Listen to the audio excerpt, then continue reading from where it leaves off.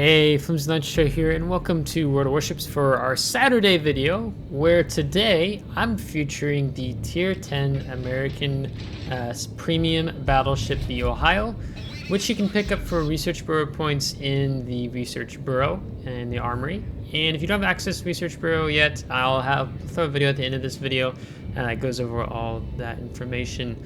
And I've done videos already on Ohio. I have a fantastic game as well besides this one that I'll also link at the end of this video, and you can see this ship more in action. So it's been a bit since I talked about this ship. So what makes Ohio so great? What makes her such a, in my opinion, the best Research Bureau ship to pick up from the Research Bureau? And that is that she's a brawling battleship, much like the Massachusetts, much like the Georgia. And I picked up those two ships first, and then when I picked up the Ohio, it felt even sweeter. Because what you have here with the Ohio is you have a Montana hull, but you have 8 457mm guns, meaning that they can overmatch 30mm armor or 30mm bow, stern, that type of things. But they cannot overmatch or penetrate 32mm. That's where you need the 460mm guns of like Yamato as an example. But when you're not shooting the deck of a hybrid battleship at long range, you can do some nasty things with these guns. And I go back and forth. I run the reload in slot 6 on the upgrade, or I do the accuracy. It reduces your dispersion by -11%, and that's what I'm running in this video. And not only that, as probably my thumbnail or title gave it away, is we're running Halsey on Ohio, and that helps with the gun feeder enhanced skill, and then also grease the gears, so I'll get faster turning turrets because these are 457mm turrets. So you have this Montana hull with similar AA values, or it might be the exact same. But you also have something that we just activated, being the repair party, that has a 40-second cooldown time. Most battleships, like the Montana, would be 80 seconds or 100 20 seconds. So the ability to quickly utilize the heals makes Ohio really fun to play, in that you can take a lot of punishment. We're going to take a lot of potential damage this game. But then the other thing I need to make mention of, which isn't actually going to happen too much in this game, is the secondaries as they just start opening up. So you have your 5-inch secondary guns, like you can max out to 11.3 kilometer range, and they're going to help us in this game because we have a secondary build here on Ohio. Or you could do a main battery gun build, tank build on Ohio, but I've gone for most secondaries almost as much as possible. So let's talk about this game and give you my commentaries and talking about it. So what we have here on this flank, we have a Des Moines, we have the Delaware, and he's going to be a pain in our butt. But we also have a Yamagiri and a gearing here. Now, one of the things I like to do often, even if I'm in a battleship, is to move into this side cove here on, I think this map is Hot Spot, and we're in domination mode. It's a safe place to help avoid torpedoes, as there's the Delaware. And it's like, yes, he's so low, we can kill him, right? As you see all the AP flying in his direction. And again, his deck saves him as only one of my 4 shells connects, so we switched to high explosive. But you use this cove, and it can help conceal you from taking a lot of torpedoes. Now, unfortunately, in this game, we're going to take a lot of fire damage overall. Now, we have a 21-point commander with Halsey. So we do get 5 heals, and so now I'm burning my second heal already, and we're just not even 5 minutes fully into the game. So these destroyers are pretty aggressive in terms of their positioning, and we keep picking them up. So our secondaries are helping us out with the destroyers, as we were trying to get this Delaware down, because we don't want him to run back to the J line, heal up, and have to deal with him later. We really would like to get him killed now if possible. But unfortunately, that just doesn't seem to be possible at the moment. Now we have the gearing, who's still been in the smoke, setting us on fire. And all this time, if you've noticed since the beginning, we've been working to keep our bow pointed in. So I reversed a little bit, and then I know I'm going to eventually push out. And I'm a little bit frustrated because I have a Petropavlovsk, and I have a Schlieffen behind me. And they've been playing quite passively over here. Des Moines backed off. He's gone more behind the island, so he's not really this big threat for us right now. But being in this positioning doesn't make me very comfortable because we've already burned through 2 heals.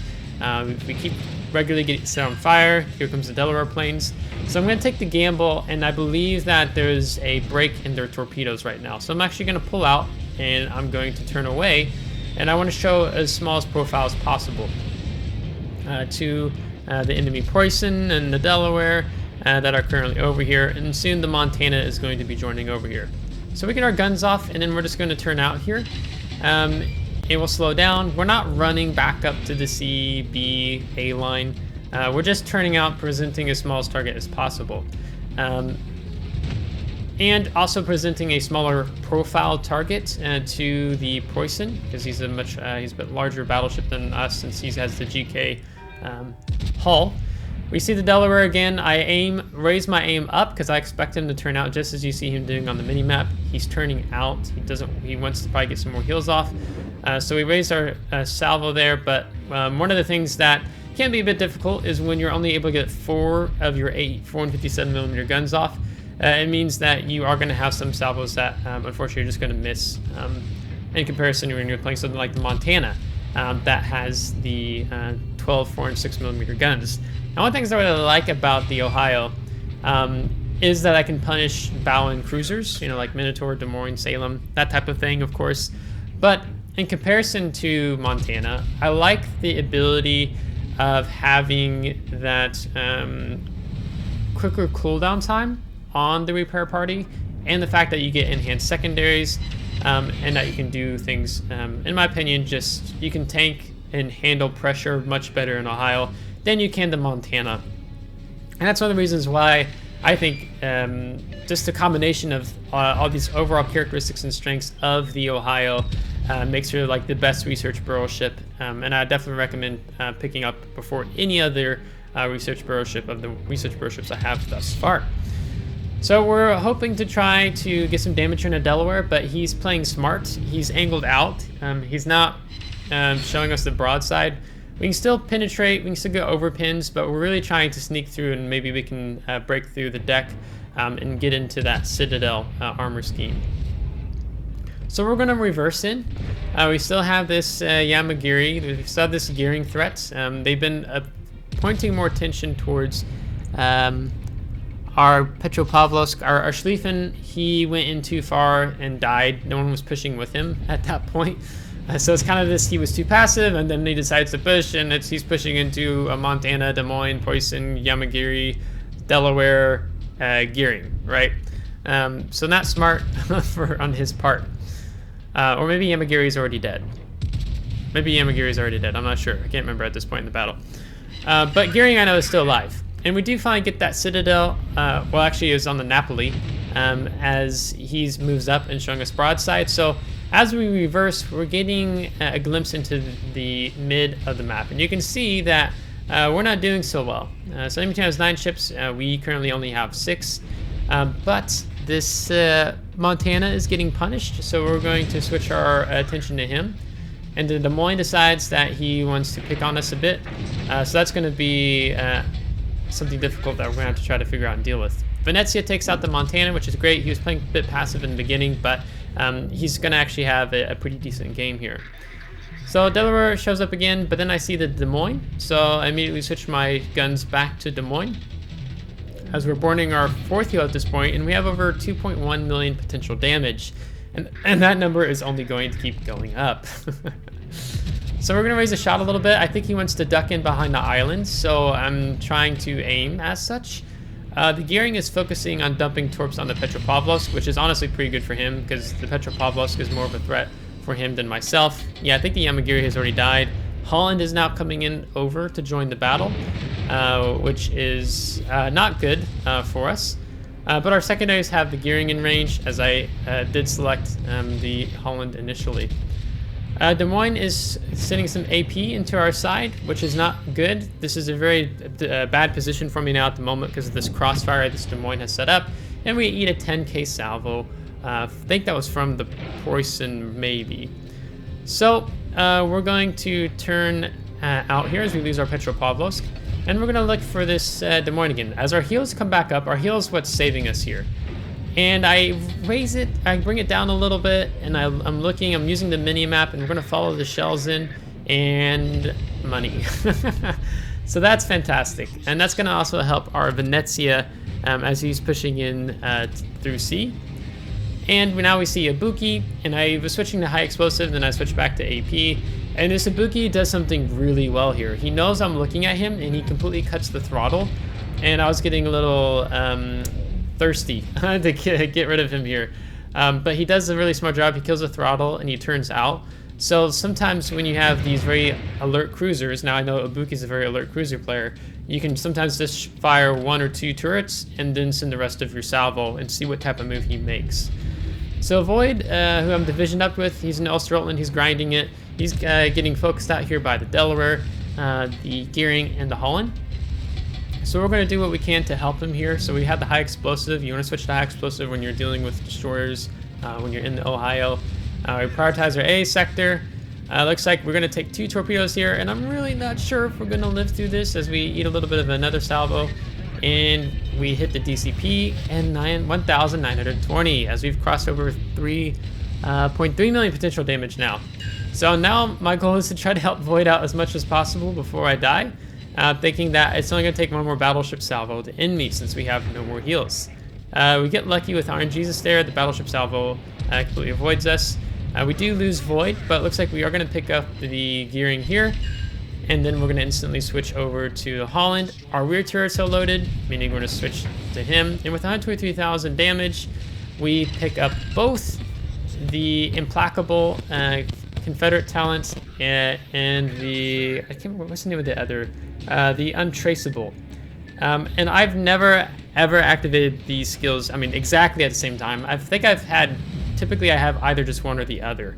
I'm not sure if I've ever had a game in World of Warships where I've had both talent buffs here on Halsey. So what Implacable talent does, when you earn Confederate, it receives the following bonuses: negative 20% to the main battery reload time, negative 10% to torpedo reload time, and negative 20% to plane service time. So basically we get a buff for the main battery reload time, which I think when I looked back, we have a roughly 17-second reload time, and that's not with the main battery modification in the 6th slot that gives you that additional negative,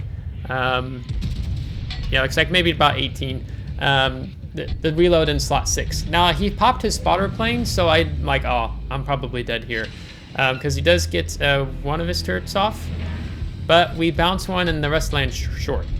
Now the other skill that's actually going to save us this game is the Untraceable skill, and this happens when you activate Double Strike. I've done this a couple times in World of Warships, so it's not that often that I do it in, and it reduces your detectability range by negative 10% both air and sea. So the effect will accumulate if multiple double strikes are received during the battle. So our concealment now, I'll look on the mini map here if I can see it. I think the number is off screen. Oh, and I just flashed the information for me. I think I'm 14. Yeah, 14 kilometer concealment. Otherwise, I think we are over 15 because we don't build into, well, we take concealment in the 5th slot, but we don't take concealment on our commander because this is a brawling battleship. That's the way I've done this build, and that's the way I've preferred playing it and liking it so far. So our team has done a very good job. The Venezia's done a really good job in making his presence very felt and very known. I think that's one of the strengths, particularly of Venezia, is the last half of the game when she still has a lot of her health pull back and enemy ships have maybe they're half health or less, and that she can do these knockout blows. Now we have the issue here that the Audacious wants to cross in front of me, and I'm trying to keep my speed up to stay dark so that I don't get detected and Poison knocks me out, because I don't think I'm going to be so lucky twice in a row if I collide with Audacious here and then Poison catches up with us. So we just briefly slowed down to 3/4 speed and resumed back to full speed. We also bled a little speed with our rudder there, and we're going to be fine. The reason I don't particularly want to die is that I want our team to win sooner. We have control of all the caps, and if I die, then that's just going to make the game go a couple, let's say 15-20 seconds longer. I'm not entirely sure. So we switch back to AP because Poison's going to broadside. The game's getting about to end. I'm like, you know what? I think we can go ahead and add to our 134,000 damage because by the time Poison sees us, he might just get his guns off just fired. But we're going to hit 1,000 points before that salvo connects, which I think would have been like I don't know, should have been 15 to 20k salvo. So we 1.3 million credits, 134,000 damage. 3 destroyed. We pick up the Confederates, Fireproof, Double Strike, and Dreadnought. So this is what it looks like. Not that we actually got to really use the faster reloading time because our health was so low and we didn't want to die to poison. But Halsey and Ohio paired together is just overpowered and like so much fun to play in the game.